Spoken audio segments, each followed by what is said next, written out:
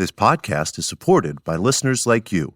We're grateful for your tax-deductible donation at newthoughtphilly.org or the link in the episode description.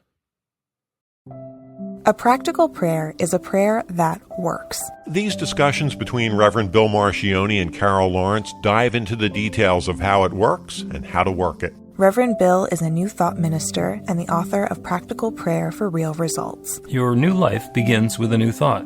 Carol Lawrence is on a spiritual quest, finding the New Thought teaching after decades on the pulpit in 3 different traditional denominations. I've got some questions. Together, they're exploring the philosophy and activities that come together from many of the world's religions to create the practical spirituality that is New Thought.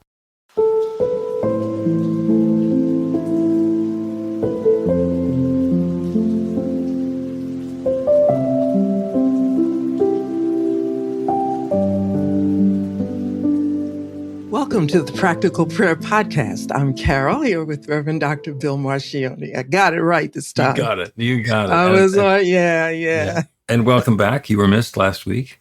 So it's nice to be missed. I flew solo. Yeah, made me appreciate the fact, because the last minute scrambling to think of what my topic was going to be. It's like, oh, Carol takes care of that. It's hard to believe you scrambled, but you say so. Well, not for very long. Yeah, I didn't think so. Because last week the episode was about page 52 of the Science of Mind textbook, which is the most convoluted thing in the world. Yeah. We're not going to go over that though, because you got your own thing as we prepare for another new year. Yeah, I love Ernest Holmes, and any opportunity I get to, chat with him or about him. But I'm all hung up in the new right now, the new year and what's happening. Okay. I'm a sort of one track, where that goes, because every year I think about planning for the next year, and everything kind of goes around that. And actually, my year goes quite smoothly when I do that, probably because I'm just used to doing it. There's tweaks here and there, but it just gives me a focus, a grounding place. And what I'm thinking about is new, like what is going to be new next year, and what do we want to see as new. And the phrase that comes to mind is that you hear so many people say, well, I want to let go of the things that no longer serve me. Mm-hmm. And I think that's a wonderful phrase. It's a bold phrase, but in order to do that, I think you have to do it smart. Now that's just me, peeling back the layer of the onion and being totally boring about it. But it's like, what did it serve you? How did it serve you in the first place? What relief did it bring? What peace did it bring? What comfort did it bring? What made you think you needed this that you were going to let go of? Because I think you need to identify that so that you don't pick it back up again. And, that kind of happens a lot. It's like that resolution, New Year's resolution, that it's only good for the first couple of weeks. Right. And then you go back, and I'm not trivializing that commitment to let go of the things that no longer serve you, but I really am real clear that I think you need to be sure so that you don't repeat. Right. And, and things sneak back up on us. Life is like that. Mm-hmm. So the next thing you know, you've got that thing bothering you again, or holding you back, or, whispering that you're not worthy, or you can't do it, or you're a jerk. Remember the last time you tried it? All of that kind of stuff. You got to really get rid of the cause so that you can go forward. Yep. And to quote you, that's a lot. Because we're talking about the pivot, we're talking about surrender, we're talking about awareness. And the first thing I want to check in on is some people, and it sounds like you're one of them, cycle their time starting the 1st of January. and you plot yourself along a calendar line. I usually find myself thinking of the cycle as starting in the fall, Hmm. so more like a school calendar.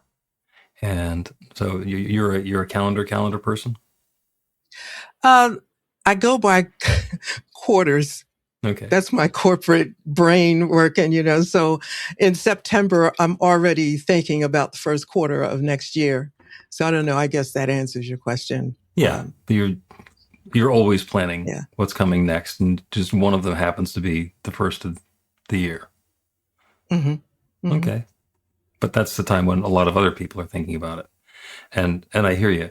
I belong to a gym, and I'm there 3-4 times a week, and I have noticed over the years that starting right after New Year's, it gets very busy at the gym. Hmm. And then by conversation I was having with the person who works the desk at the gym, because I said Valentine's Day, and he said Super Bowl Sunday. They're about the same time. By the time 6 weeks have gone by, everybody's pretty much back to normal. Hmm. And the only thing that's going to the gym is their annual or their monthly fee. Yeah. Which, by the way, is one of the things that I use to help me with my quarterly, planning. Like now I'm just looking at everything that is. I'm looking at all of my subscriptions Mhm. and everything is dear because when I get a subscription, I just know I'm going to use this, blah, blah, blah. Well, did I really? And the magic in that is that you can always get it back. It's not like anybody's ever going to turn your money down, Right. but it helps with decision making, which really helps with being in alignment with your desired and your desired reality and all of those fancy terms that we use. It really has to do with planning and really evaluating where you are and what either no longer serves you or what hurts you. Right. You can look at it either way. Right. Yeah. Yeah, there are sometimes ways that we are that we've been inadvertently holding ourselves down or back or harming ourselves without knowing it. Mhm. So awareness is key when it comes to that, and also awareness of the things that are serving us that we take for granted, we're not paying any attention to. So there's some things Mhm. that are wonderful that if we bring some gratitude to them is going to be really helpful. Yeah. The joke is, oh, I don't need this safety pin from the hand grenade. Never used this before. Well, leave it there. But you know what? And you're exactly where I am. It's looking at your life. I had this thing about saying, take care of your life. That means look at each piece of it. I have a habit of looking at my bank accounts every single morning. Not that I have all that much money, but 3 times this year, I was victim of fraud. Mm, And because I was on top of it, I could, immediately, and the banks were really good about it because I'm careful where I put the money and what kind of account that I put it in. And they do it. So I think our lives are worth at least that much concern. yeah. Yeah. And Yeah. sometimes it's important to go beyond the superficial appearance of what's going on in our lives and understand what's going on under the hood. So yeah, I do this thing all the time. Why? And you're gonna change your behaviors for the first of the year. It's my New Year's resolution. This year I'm going to fill in the blank. Well, okay, why don't you start it right now? Yeah. Oh, yeah. Oh, yeah. If you know that's going to be good for you in a few weeks, go. Exactly. Exactly. I went to the doctor, and I'll share this because it's just like a health thing. Anybody can, use this information, but I'm absolutely opposed to taking medicine, prescriptions willy nilly just because you said I need it. I just Yep. am not going to do that. And I'm going to research it. So they told me that, they did the blood thing. And of course, I read all of that before I got there. And they said, okay, so your cholesterol is in the, what is it, the safe zone or whatever they call it. Normal You're range. good. You're in a normal range, edging toward, maybe we need to think about whatever. And like, okay, fine. And I said, well, it's whatever. So I said, okay. She said, well, I'm going to give you this prescription. And I said, no, you're not. I mean, you can give it to me, but I'm not going to fill the prescription. You could be, if I'm in the safe zone, and the first thing I asked, what are the side effects? What are the problems? Right. Well, it could do your liver and blah, blah, blah. And I'm thinking, okay, right now I'm okay. But I take this medication so I stay okay, but it damages something else. So I'm thinking, what? No, I'm not doing sometimes that. Sometimes you want to ask, are you listening to yourself? Are you hearing what you're saying there? But that's part of looking at your life and taking care of your life. And it happens, in serious matters and some that are not so serious. And so I just asked a simple question. She said there's three things. You're African American and you're something else, she said. And like African American, you could stand to lose weight and something else, diet or whatever. And I said, okay, well, fine. I've been African American. That's not likely to change. And the weight thing, I can do that. I got a good enough reason now to pay attention to it. And the diet. So she said, well, I'm vegetarian, but I do eat fish. She said, do you eat shellfish? Yes. That's a problem. Well, then I don't eat it anymore. So why am I going to take medicine? The only thing I got to do is continue being African American, make sure. I mean, that's a given. I've never tried to be anything else, so that's cool. Okay. So I need to exercise some better eating habits and don't eat shrimp anymore.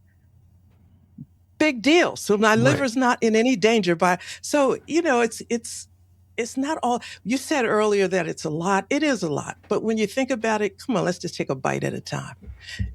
I get it. A bite at a time. Yeah. But not fish, but not shrimp. not shrimp, not shellfish. Okay. Interesting too. I'll tell you real quick. I was talking to Michael, that's my baby son. And he said, well, Mom, you never ate shrimp anyway. Like you ate it once a year. And I thought, oh, you're right. So it's no big deal. It's no big deal. And everything isn't that simple. But I think when you overcomplicate it and say, well, what can I do on my own? What do I not need to take some? And medication is important and it is helpful, but like not freestyling it. Yeah, because it causes other stuff. So it's taking care of your life.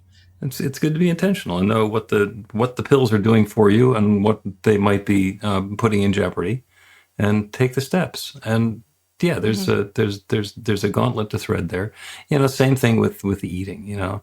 That's so much of the New Year's resolution. I'm going to stop eating this. I'm going to stop drinking that. I'm going to go to the gym. I'm going to get a workout. 2 or 3 or 4 or 5 times a week. Well, okay, here's something better. What are you going to eat instead? What are you going to drink instead? Exactly. When you go to get some exercise, are you going to be having any fun? Because if you're having fun, then you probably keep going. And if you're not having fun, it doesn't matter how good it is for you, you're probably going to stop. Exactly. And that's not a spiritual lesson. That's an observation of people and knowing that the gym is going to empty out by Valentine's Day or the Super Bowl. It's taking care of yourself, being kind to yourself and saying, well, what's good for me? What's going to work for me? I mean, we have cable TV, and there's like 2 cable channels that I watch. One is a given because I'm an Amazon kid. So I get Prime and whatever. And I had some other channels and I thought, wait a minute, what I'm trying to do is do thus and so. I'm not looking at these channels. Mm-hmm. They no longer serve me. Right. What's going to happen? Am I going to feel bad if I don't? What? You're not going to feel bad. Just give them up free your pocket for a little bit. If it's nothing more than you can buy sushi if you want without. And as you But do mentioned something before, for you. if it turns out you want to get it back, they'll still take your money. In a minute. You can reactivate. Yes, Yeah. exactly. So, so that's my thing for, looking ahead is taking care of your life. What do you want that's new? Make sure that you give yourself every opportunity for the new thing to come in. Yeah. And yeah. And I think one of the things is, and I hear you say it a lot, is what's going to make you happy. Mm-hmm. And people are determined that happiness is bad. If it makes you feel good, it must not be. It must not be the right. Yeah. It must not be a. There's an internet. Am I meme. right though? Yeah. Yeah. Well, no. Yeah. Happiness for me, I think is good. Because it's enough out here not to make you unhappy. So I don't need to do that to myself. I was talking about going to the gym, and uniformly, the person at the desk doing the check-in will say, after I scan my little card, "Enjoy your workout." And I'm thinking, the word "work" shouldn't be in here. I mean, I understand why I'm here. It's for the exercise, and that's the term. But calling it work makes it seem like work. And there should be some effort involved in it, but maybe we need a better term for the fun that we're going to have when we're taking care of our physical bodies. I think it's what you say to yourself. What do I really want? Mm-hmm. Now, of course, I love all the Ascended Masters, love them dearly, but Neville really is, he's very sizzly. And he says, on certain things, he's got his good points. But he talks about, what do you want? Seeing what you want. That's what makes you happy. That, to me, that's like a reset. And it's a lot. It's not that easy, but it's at least saying to yourself, I matter enough to think about what makes me happy. And then it's not so much work involved. Mm-hmm. This is what I need to do to get to my happy place. And maybe, it's no magic words, but we try, right? Yeah. There's climbing a mountain. There's a bunch of effort that's involved. And then there's the glorious view and the success when we get to the peak. And probably a glorious view on the way up. It's still work. And it's even more work and sometimes getting back down. And if we think about the effort that we're putting in rather than the joy and the success and the satisfaction that we're getting from it, then we lose our balance. Our balance shifts. Why am I doing this? Yeah. What is it that I want? Not just to do, but as you're saying, how do I want to feel? Once I have made this change in my life, how do I want to feel? And then the introspection can get into, do I need to do these things in order to feel that way? Because maybe we can just cut to the chase and get the feeling. And in some cases, like we don't have to wait. You don't have to join a gym based on the New Year's schedule. If there's something that has seemed interesting, like ballroom dancing or yoga or Tai Chi, then just try it. Do it. Sure. It's about choice, and you kind of make yourself be the important person for good reasons, not that I'm being egotistic or selfish or whatever, but you're here to live. You need to give yourself a little bit of joy, a pat on the back every now and then, just because you're here. You made it since yesterday. You still got the same problems that you had yesterday, but you made it. And that's big because a lot of people choose not to make it, but you did it. Yep. So what makes you feel happy, and it's not that much. Maybe it's huge, but it's certainly within possibility. Let's take a break and continue this conversation. Learn to put practical prayer to work in your life. The steps are simple to learn, and let you begin to get real results to create the life of your dreams immediately. Reverend Bill Marchione's widely acclaimed book, Practical Prayer for Real Results, gives you a clear summary of the New Thought principles behind practical prayer and the series of easy-to-understand steps found in the most effective prayers from religions and spiritual practices all over the world and throughout history. Practical prayer is not a replacement for your religion or practice. It's a technique to make the work you do in consciousness even more effective. The book includes 40 prayers on various topics that you can adapt as needed and use as your own. Practical Prayer for Real Results is available in paperback, Kindle, and audiobook on Amazon or at b-the-light.com. That's b-the-light.com.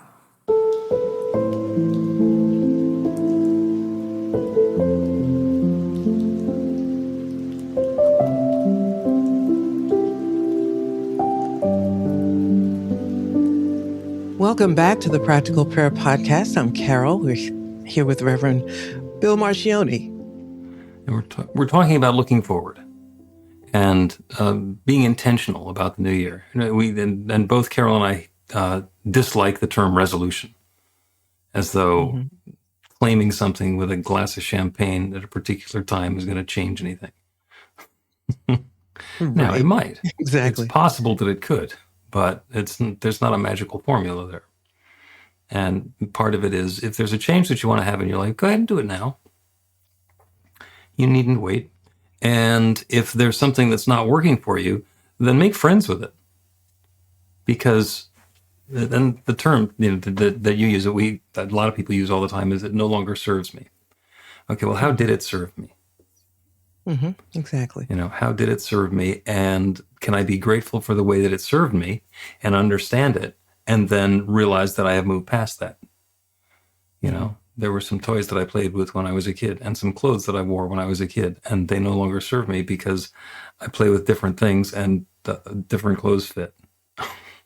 So it's time to release them and move on to something different. And not necessarily to just look forward to throwing that stuff in the bin.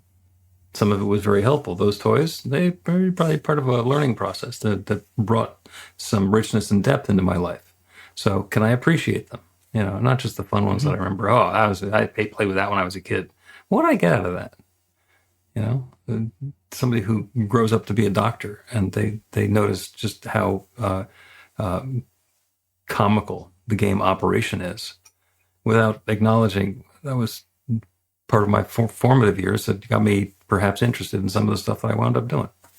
Never know. But be intentional and be observant and be aware of what's going on so that you can take that step forward and not just do a repeat. Exactly. And I think that you used the term earlier that it's big and it's a lot. But think about it like this. You're your own friend. And Spirit, if everybody else leaves you, everybody doesn't like you anymore, whatever, they leave you, you've only got Spirit inside. You've got yourself. That's it. And knowing what makes you feel okay, even for big things. I'll tell you, I have big ideas. And they get bigger by the day sometimes. And I hold them and I said, okay, so what do I have now that will help me get there? And what is there that will hinder me from getting there? And, all of those questions, I'm the one that has to answer that. Yeah. What do I have in my closet that's jamming up the space that I need for something else? Yep. Or, it's all the questions. I always say every question demands an answer. It's never going to go away until you give it an answer. And if you're the most important person, and you are, because if everybody leaves you, there's nobody but you. And answer your question. And then sometimes you get an answer that you don't like. Well, sit and pout with it. That's okay too. Yep. I'm big on being human. So pout with your answer, and then, well, what am I going to do about it? You make a choice. You keep it, or you say, listen, it's not getting me to where I want to go. All right, I'll try. I'll try again. And it's okay. There's no rush. There's no, excuse the expression, and I mean no disrespect, but there's no Holy Ghost that's going to get you and say that, hey, you didn't do the right thing. That's not it. It's because when you feel good, you feel strong. And when you feel strong, you feel capable. And you take steps when you feel strong. That's where you want to get to, I think. Yeah. And you can. Yeah. Identifying that which is not working for us anymore, and being able to be gentle with ourselves, because we've been doing it, having it, using it, been involved with it for as long as we have. And suddenly come to the realization, this doesn't work for me. It's like, oh, okay. Can you be grateful for the realization that it's not working for you anymore? Can you be grateful for the learning that you got? Because now you know exactly how that doesn't work for you. And before, you might have been a thought, well, I can't imagine wanting to do that. But it's that life is an experience. So if there's an experience that you're done with, then be done with it, and be done with it lovingly. It's stuff happens in life, and you could say another word for it that's more expressive, excrement, and you could say it happens. It's a part of it. And I think I shared this before. I was speaking to a gentleman that had been sober for 6 years. And he took a drink and whatever, and he was just distraught, just totally distraught. I got to start all over. And I'm thinking, okay, so I don't know. I know AA and I know the 12 steps, but I've never been there. So I'm not where he is. Right. So I said, how about this? How about this? I said, I can't interfere with you in that process because that's not right. But let me offer you another thought. Another thought is that this was a part of the journey. You don't have to start over. You just continue. Right. So when you read the book, after 6 years, you had an issue, but you didn't start over. You kept on going. It's a part of your whole life, not just a part of every day. Now, that's the way I look at it. I've never been through that. I don't know. But I think if we have more confidence in not putting these in, life is what it is. It's never good 100%. Yep. So, okay, this didn't work. I got a whole lot of didn't works, a whole lot of them. Some of them I could fix, some of them I didn't. But, it doesn't stop me from my big dreams or my big ideas now. They're just happenings. Yep. And, the length of time sober in an AA program or any sort of an addiction program is really important, because that's how many days, one day at a time, somebody's been able to work the program and take care of themselves. And the reason that somebody gets into one of those programs is because the alcohol, the drugs, or the excessive eating or whatever wasn't serving them. So the idea is, let me do something different. Let me make a different choice. And it's a really easy metric, a really easy yardstick. One day at a time, how many days have I made it so far? And you don't have to start over. What you have to start over is counting. That's like pushing the button on the odometer in your car. It's like, okay, it's back to 0. You get to start counting again. But this time, you still covered all those miles. You've still been through that entire journey. And now that informs what happens next. So, we get to make different choices. I think I might have told you I started doing a daily meditative practice using Insight Timer years and years ago. And I did it every day. And then one day I missed a day. And I was like 200 and something days in, and I missed a day. And I legitimately missed the day. It wasn't like it didn't record anything, or I did a meditation, but it was something different. I just didn't do it. And I thought, well, I can just go into the log and make it up. And it's instantaneously said, no, you can't. You're going to lie about your meditative practice. What the hell does that say about you? So I started over and have kept it up. And that was 2,700 something days ago. And it continues counting. And I'm even more intentional now because the total number of days and the number of consecutive days is different numbers. So can I continue to be present in that and make that a priority in my life? And it has become a huge priority in my life. I can't imagine not having a meditative practice. So, and I think the key that you said there, it's important to you. You know, it's hugely important to you. You can't imagine not having it. Yeah. Yeah. And that's right where we started this conversation. What's important to you? You know, and the number of times that I get to brag about the counter on my insight timer is very small compared to the amount of time that I spend doing meditations. So do it for the right reasons. How do you want to feel? What do you want the experience to be? Because if it's bragging rights to say, oh, well, I haven't had any of this in that amount of time, or I've visited the gym, you know, every week for however long it is. So what? Where's it leading you in your life? How's it making you feel? How's it serving you? Let's take another break. And then when we continue, I've got an idea for a prayer that perhaps we can have successful intention setting for the new year.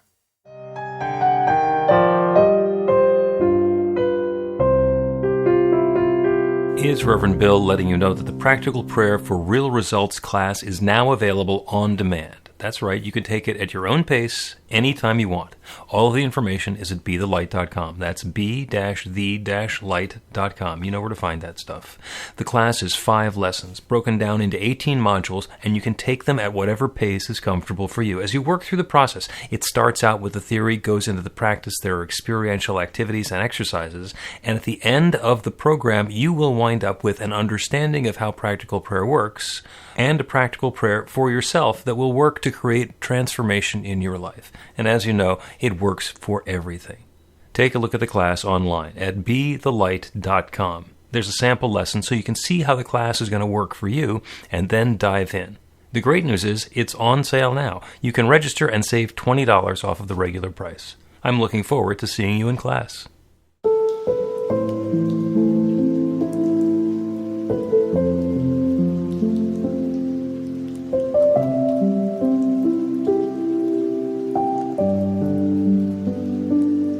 Welcome back to the Practical Prayer Podcast. I'm Carol, here with Reverend Dr. Bill Marcioni. Having a wonderful conversation about looking forward and preparing for the new year or whatever is coming next in our lives. And great idea. Wonderful conversation. Thank you. And what it brings to mind for me is acknowledging with gratitude what is and what's been, and then examining it to help inform what we'd like to experience next. And that is something that lends itself very much to practical prayer. So this practical prayer is about acknowledging what has been and gratefully releasing what's not working and inviting in something new. And this is wonderful because there's an infinite creative power. There's one divine presence, one limitless love that is sharing itself as all of its creation. And that includes each of us. Everyone within the sound of my voice is an individualized expression of that divine love. And as such, all of the good that's available anywhere, that's available everywhere, is available to each of us. So let's settle into a feeling of gratitude. So we can set our intention not from wanting or desiring or reaching, but from a place of fulfillment and gratitude. Change that is underway now is bringing newness and goodness into our lives. There's nothing to feel but gratitude. And everything that has brought us to this point has positioned us so we're ready to take this next step. And we can be grateful for all of that as well. So, knowing that that infinite power abides within, I know that each of us is aware of the steps that have brought us here. and has the opportunity now to acknowledge what is, to accept it with gratitude, to allow ourselves to be gently informed by the experiences that we've had up until now, and allow that infinite intelligence, that divine mind, to guide us as to what will serve us even better in the future. And we get to let go of our attachment to how it happens, what the details are going to be, and simply open up to the feeling of that successful experience. As the newness comes upon us, we get to invite that feeling of connection, of health and vitality, of prosperity and enoughness, that experience of creativity and love and harmony, in whatever flavor and aspect is, in our awareness and our mind. As we open ourselves to that next new experience, we are inviting that infinite creative power to create something new and wonderful next. And that power is always at work. It is always at work, and it's working now, and it's working in specific ways for each of us and for all of us. And those experiences of good, of uplift, of harmony, of love and connection are already coming into our experience. And again, I'm grateful for it.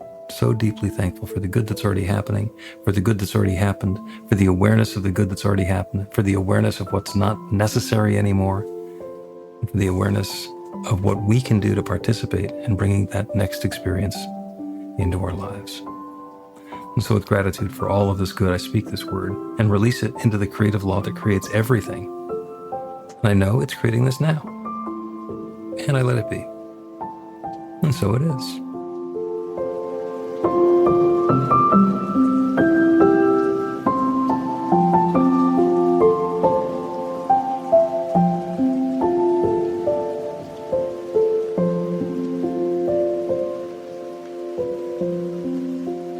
The Practical Prayer Podcast with Reverend Bill Marcioni and Carol Lawrence is a production of BeTheLight.com. be-the-light.com. where you can find more information about practical prayer for real results. Our theme is by Music of Wisdom. You can learn about the spiritual community of New Thought Philadelphia with daily guided meditations, Weekly celebrations of spirit and Reverend Bill's classes in practical spirituality at newthoughtphilly.org.